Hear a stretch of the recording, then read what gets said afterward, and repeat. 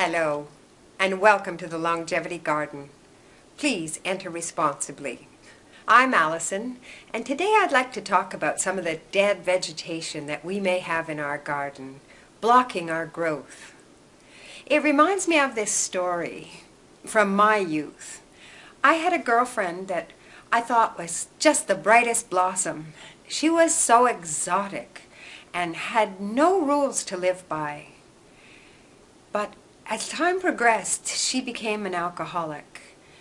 And with that, she started to turn mean. So we would be having so much fun, and the next instant, it would just be like meaner than a rattlesnake. And this went on for some time. Behind my back, she was even crueler. So friends would come to me and they would say, "You know, Allison, that really isn't your friend." And I felt so sad. Finally, the time came where the incidences of being abusive became closer and closer together. And I had to let that friendship go.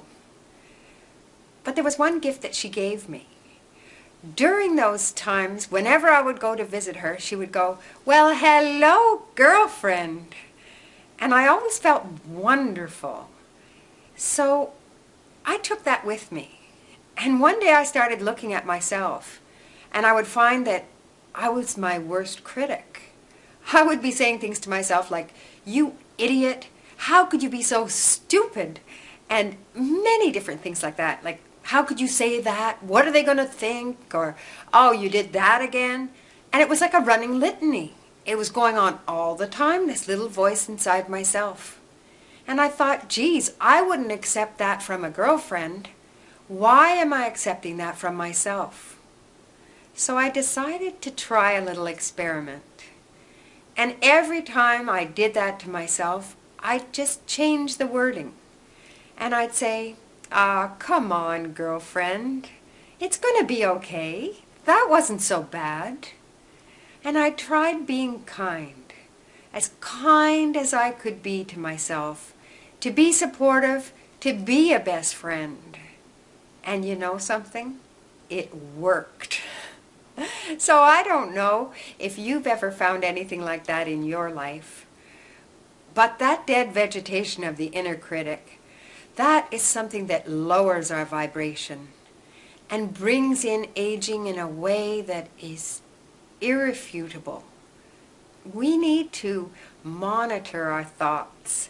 We need to be aware of how we treat ourselves. If we use kindness and we keep ourselves in a supportive environment where we can blossom and grow, that's where we can experience and allow joy to come into our lives. Do you have that inner critic? If you do, why not think about doing something to clear out that dead vegetation and allow yourself to experience a full and joyous life? Don't forget to ask me any of your questions, and please watch more of my videos as we joyfully learn to embrace longevity now.